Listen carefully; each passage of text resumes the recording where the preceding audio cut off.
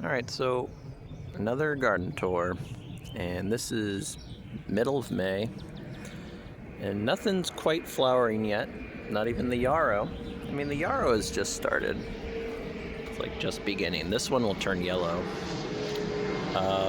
But yeah, the rest just showing off that verdant green. We got the little dwarf spireas. What are these things called? Stone crop. I mean, yeah, everything's just like really healthy. We've been getting a lot of rains. I've got this little like purple plant that I took a sprig of and from Florida and I just repotted it.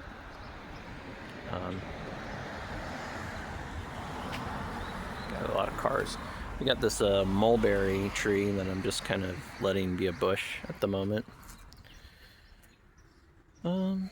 Yeah.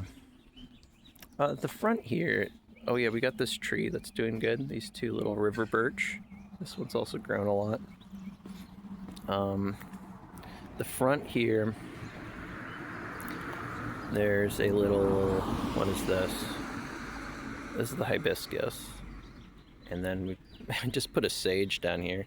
This is the hyssop. This is hyssop, and this is an oregano. And we'll probably fill in a few more things. There's a couple of grasses in there. I need to go down this way, unfortunately. There are a few like little zinnias or whatever that just kind of popped in, or like whatever the hell that is.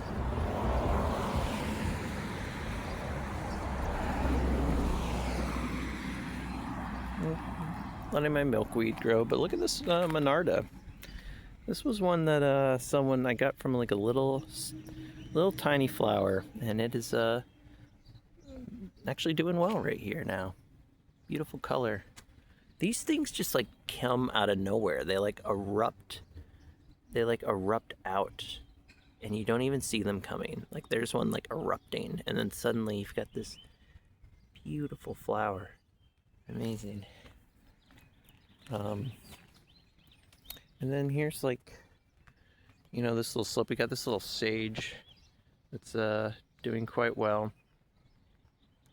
And I put a hydrangea in here, and that's doing okay. And we got some butterfly milkweed coming back. The lavender's doing okay. And some little coreopsis flowers will move in here soon. Hi, Jasper. Did you get stuck? He's stuck big in behind this slope. Here, we'll come back to Erica's garden. Let me rescue him. So over here, not really sure if anything is growing yet. I'm not really sure what any of this stuff is. Hold on, Jasper. He's darting around like crazy. What are you doing? Thank you.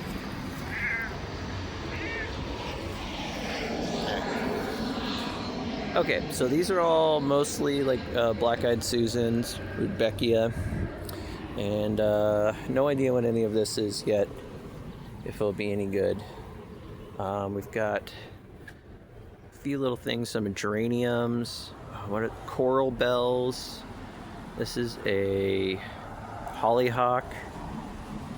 This is all moss, but it's covered in grass at the moment.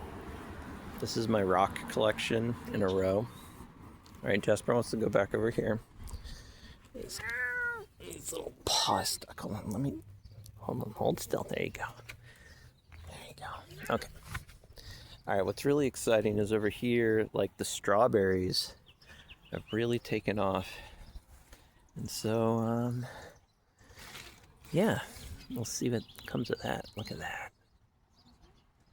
Let's pause this. Now Erica has also started some peas, so hopefully those will grow. This spot has been kind of shady, unfortunately, but we're getting growth. Rosemaries and those scallions or something we're eating. Over here, I've got a couple of secret little projects that I have to protect because a few have been eaten. That is a northern red oak, and that is a red maple. Two native trees, and hopefully they will be protected and they will grow. Because the hardest thing is getting these things to frickin' grow. Okay, and then rhododendron, like, it's been unhealthy in spots, so I actually had to cut a whole limb off. But now it is looking quite a bit better. Now over here is the wild native seed garden. And you know, this is an interesting one. This one is, I'm pretty sure, is Altissima, or white snake root. And these are all volunteers. It is a native aster. They produce little tiny white flowers in the fall. It's technically a little toxic thing. Oh, we got some bittersweet in there. You gotta identify bittersweet. You gotta attack it quickly and head on. Oh yeah, look at this. This whole thing's bittersweet. So, tried my best to pull from the base, and I didn't get the root. But there we go. Try again. There we get dirty. Oh, it's deep. It's really deep. Damn. We'll do our best just to pull that out. Well, such is garden life, you know. You really just have to go with the flow and touch the dirt. So yeah, we let the Altissima grow because it's kind of pretty. And these are little swamp milkweeds.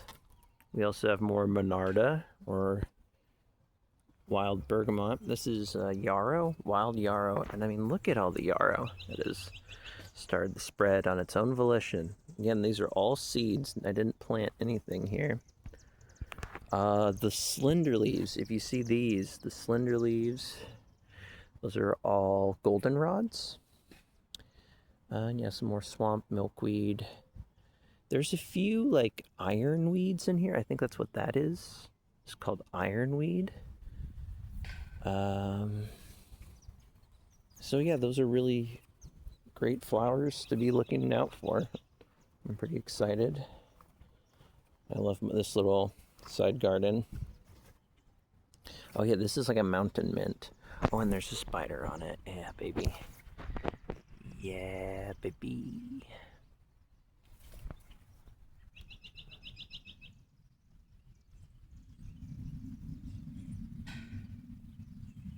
I'll see this. I kind of hate this camera on this phone.